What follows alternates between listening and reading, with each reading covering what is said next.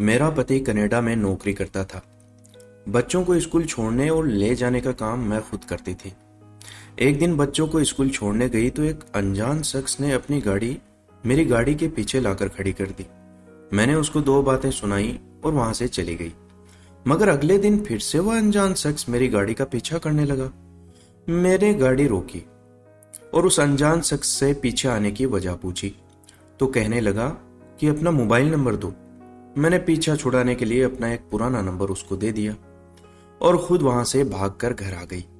मगर रात हुई तो मेरे होश उड़ गए जब आधी रात को वह अनजान शख्स मेरे घर रात के करीब 1 बज रहे थे जब कोई बाहर दरवाजे पर आया।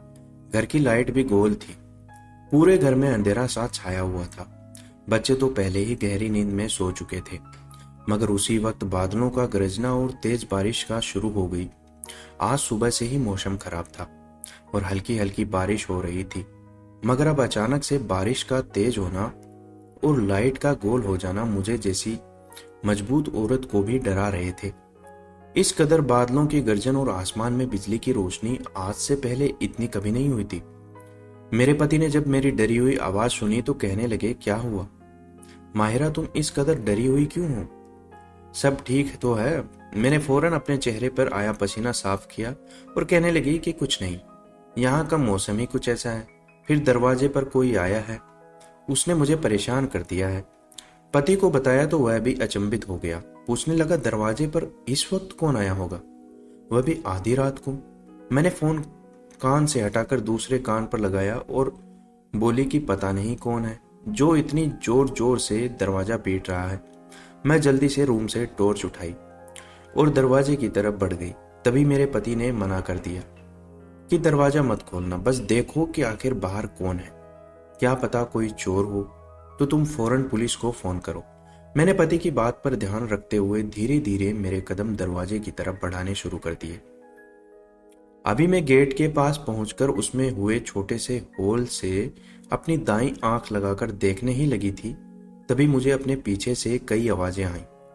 एक तो बादल का गरजना, बिजली का लगातार चमकना, दूसरा घर की दीवारों से तेज भारी कदम जमीन पर पटकने की आवाज ने तो मुझे हिला कर रख दिया था।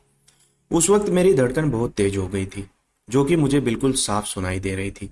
मैं घबराई हुई थी। मैंने पीछे मुड़कर भी नहीं देखा क्योंकि उस वक्त मुझे डर था कि मैंने अगर पीछे मुड़कर देखा तो मेरी जान ही चली जाएगी।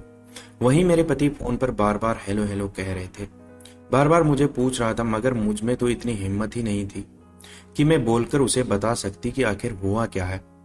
मैंने दरवाजे के साथ खुद को टिकाया और यूं ही हल्की सी गर्दन मोड़कर पीछे देखा तो मैं पूरी तरह से कांप उठी, क्योंकि घर में तो 6 लोग पिछली दीवार से अंदर कूदे थे।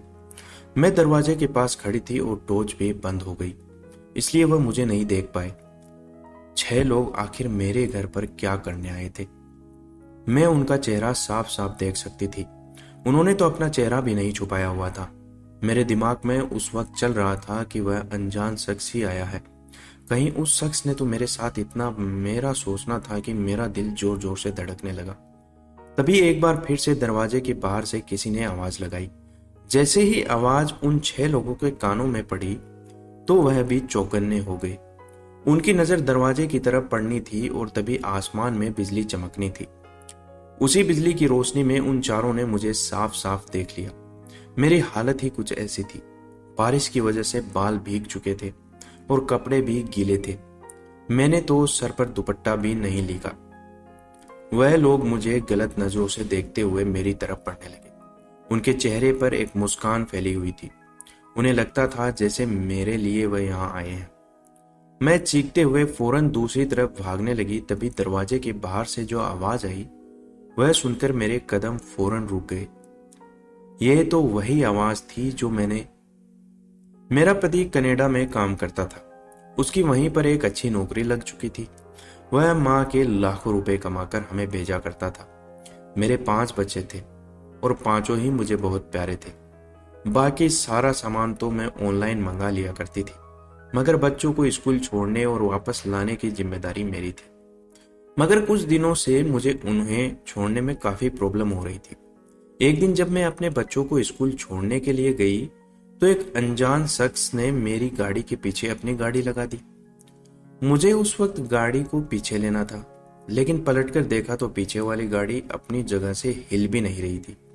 मैंने कई बार हॉर्न बजाते हाथ का इशारा भी किया कि भाई अपनी गाड़ी थोड़ी सी पीछे करो, मुझे रास्ता दो, मगर उसने तो मेरी एक न सुनी। आखिरकार बिना वजह ट्रैफिक जाम होने से मुझे बच्चों को स्कूल लाने से देर हो गई। मैंने समझा कि शायद यह एक दिन के लिए है, मगर यह तो अब रोज का काम बनता जा रहा था। अगले दिन जब मैं बच्चों को स्कूल छोड़कर वापस घर की तरफ आ रही थी, तो एक बार फिर एक गाड़ी ने मेरा पीछा करना शुरू कर दिया। मैं जहां जहां गाड़ी घुमाती वह गाड़ी भी मेरे पीछे आ रही थी, यहाँ तक कि वह कार बिल्कुल मेरी सोसाइटी में पहुंच गई। मुझे तो बिल्कुल ठीक नहीं लग रहा था कि आखिर वह गाड़ी मेरे पीछे क्यों आ रही थी। मैंने जब गाड़ी के शीशे से उस गाड़ी की तरफ ध्यान दिया तो उसमें बैठे हुए शख्स को देखकर चौंक सी गई। उसमें दोस्तों, आपको ये कहानी का फर्स्ट पार्ट कैसा लगा कमेंट करके जरूर बताइएगा। चैनल पर नए हैं तो चैनल को सब्सक्राइब जरूर कीजिएगा। धन्यवाद।